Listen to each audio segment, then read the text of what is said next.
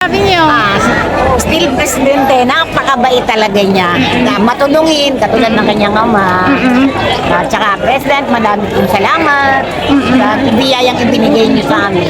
Taga saan po kayo, ma'am? Tansa po, District 7. Wow, thank you. Maraming salamat po sa aming presidente. Napasyalan niya ang Cavite, all the way from Tansa. Thank you very much po sa biyaya at ibinigay niyo po sa amin. More blessing po and good health po. At ano po marireceive natin, ma'am? Magkano po marireceive natin na tulong? 10,000 po. 10,000. So ano po ang magagawa po ng 10,000 po para sa inyo? Bibili ko po ng sapatos yung anak ko. So, Malaki pong tulong, marami pong salamat. Pwede pong tuition po ng anak sa college. oo, kasi pasukan na. Marami pong salamat. President po. Sabi niyo po sa kanya. Ayos. Opo. Natutuwa din po ba kayo? May natutuwa. Buhay. Magkano po ang marireceive niyo po na tulong? May sabi, 10 raw. So ano po magagamit po ng 10,000 po sa inyo, sir? Aba, bibili ko ng mga gamot sa tubigan. Opo. Yes. President Marcos is the best president of the Philippines. Wow, nakapanood ng kulang.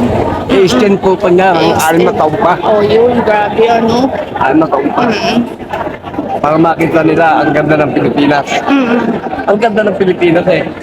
Talagang kailangan ng isang Bongbong Marcos na masugid na inuknok muli, ibalik uli ang pagka-presidente niya. Opo. Wow. Dahil wala nang iba pang presidente na katulad ni Bongbong Marcos. So, thank you.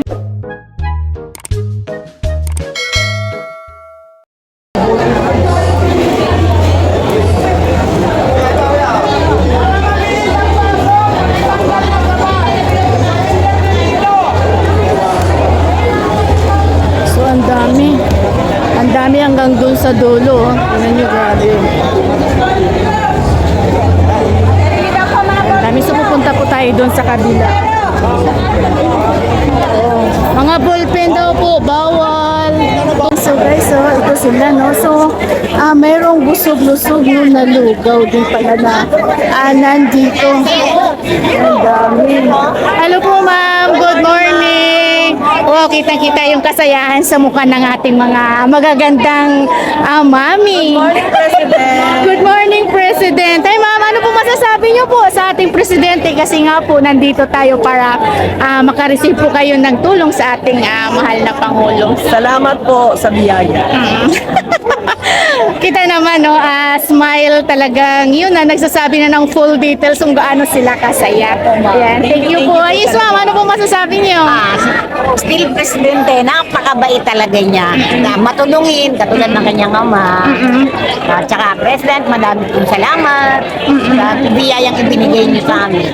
Taga saan po kayo, ma'am? Tansa po, District 7. Wow, thank you very much, ma'am. Dito tayo kay ma'am na maganda din. Hi, ma'am. Ano po masasabi niyo? Maraming salamat po sa aming presidente. Napasyalan niya ang Cavite, all the way from Tansa. Thank you very much. So, ganun ka lang. Lahat po dito taga-Tansa. Wow, grabe no. Opo, so napakaswerte, ano, nakaka-bless kasi sa dami po nila no na makaka-receive ng tulong mula sa ating Pangulo. So, ganun sila dito kadami, no? At talaga naman mga sulit BBM. Yes. So, thank you very much, ma'am. Ay, dito kayo kay ma'am. Hello, ma'am. Ano po masasabi niyo sa ngayon dahil dito po yung makakasama natin yung ating Pangulo? Thank you very much po sa biyaya at ibinigay niyo po sa amin. More blessing po and good health po. At ano po marireceive natin, ma'am? Magkano po marireceive natin na tulong? 10,000 po. 10,000. So ano po ang magagawa po ng 10,000 po para sa inyo? Bibili ko po ng sapatos yung anak ko. So napakalaking tulong din po ba? Opo. So mga bayarin, ganun po. Yun, di ba? So thank you very much, ma'am. Hi, ma'am. Good morning. Ano po masasabi natin sa bigay na tulong ng ating Pangulo? Malaki pong tulong, marami pong salamat. Pwede pong tuition po ng anak sa college. Oo, kasi pasukan na. Marami pong salamat. President ko, mahal po namin kayo. Yes. First time niyo po bang makilala, ay makasama yung, o at makita yung ating Pangulo? First time? time. First time niyo po. Wow. So, napakapalad niyo po dahil syempre, sa dami, no? So, thank you very much, ma'am. Welcome po. Opo. So, ang dami po talaga nila hanggang doon. So, puntahan po natin din doon, no, sa kabila para malaman din po natin yung kanilang sa loobin, no, sa ating Pangulo. Hi, sir. Good morning.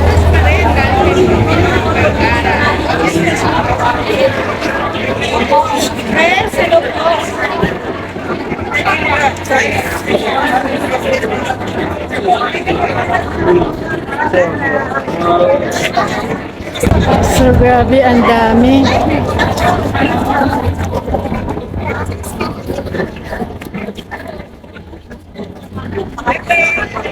Hi, sir. Hi, sir. Good morning. Ayan, nakangiti na si sir. Okay lang po ba, sir? Tatanungin ko lang po kayo. Ano po masasabi niyo dahil andito po yung ating Pangulo upang bigyan po kayo ng tulong? Ano po masasabi niyo po sa kanya? Ayos. Opo. Natutuwa din po ba kayo? May natutuwa. Ay, buhay. Magkano po ang marireceive niyo po na tulong? May sabi, 10 raw. So ano po magagamit po ng 10,000 po sa inyo, sir? Aba, bibili ko ng mga gamot sa tubigan. Opo, talaga naman talagang para po sa palayan, sa magsasaka. So napakalaking tulong na po yan sa inyo, sir. So, tanong ko lang po, sir, kung sa inyong sa loobin nyo lang po, kung halimbawa po, i-extend ko yung ating Pangulo dahil nga po sa madami din po nagsasabi opo. Pwede. Pwede. Pwede po. Oh, pwede. Dahil, Mahal niya magsasaka. Oo, mahal na magsasaka. At mga mahihirap. Ay na mahihirap. ano po? Matulungin. Oo, at saka mabait po.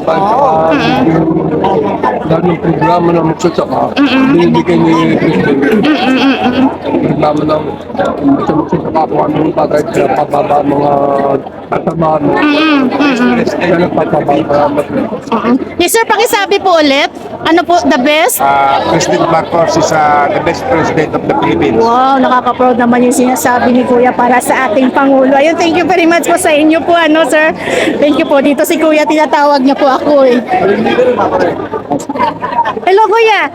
Good morning. Yes po, ano po masasabi niyo po sa ating Pangulo? Aba, ang Pangulo natin ang lahat ay ibibigay para dito sa mamamayan ng bayan ng Pilipinas upang talagang ang mga tao ay mabigyan ng mga sapat na unting negosyo Opo. upang ang mga tao ay hindi makalimot sa ating mabuting Pangulo. So first time niyo po ba na makita yung ating Pangulo ngayon, sir? First time niyo po. First time po makikita si Bongbong Marcos. Talaga po naman, sa TV ko lang siya nakikita pag siya ng pati. Pero bawat palabas niya sa TV, di mano, hanap po na agad siya para mga salita. Wow, nakaka-touch naman si Sa lahat Kuya. ng presidenting na kilala ko wala na siyang binabasa. O sa utak niya na. Opo. Alam niya na timano ang mga sasabihin niya. Sasabihin niya po. Mula po talaga sa kanyang Oo. Bukan sa kanyang kalooban lang ang sinasabi niya para dito sa mamamayan ng Pilipinas. Mga kanyang sayunin upang talagang pag-ibayuhin, pag-asensyuhin ang Pilipinas. Kaya bilib ako sa kanya kay Bongbong Marcos. Umaba pa ng iyong buhay. Bongbong Marcos, talagang nagpapasalamat kami. At ngayon lang namin nadama ang ganitong sitwasyon dito sa bayan ng Pilipinas.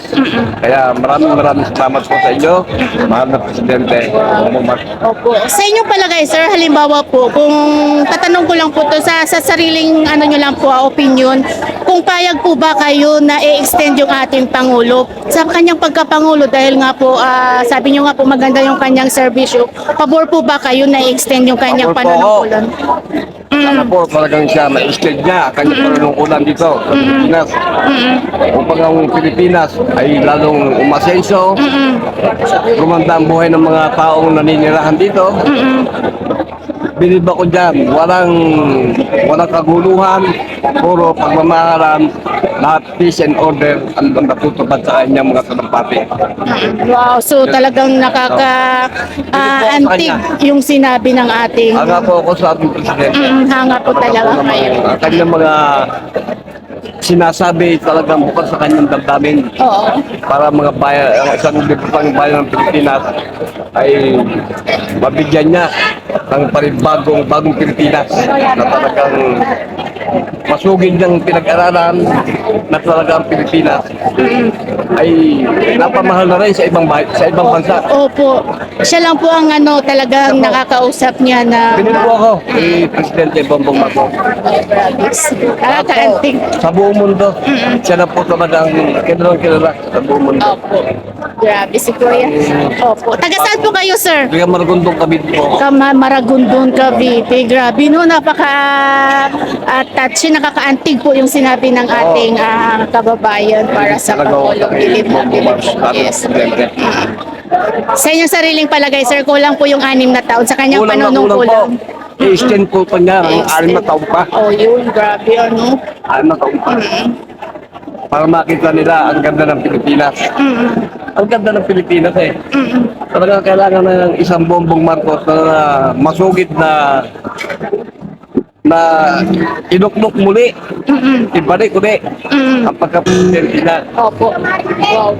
Dahil wala nang iba pang presidente na katulad ni Bongbong Marcos.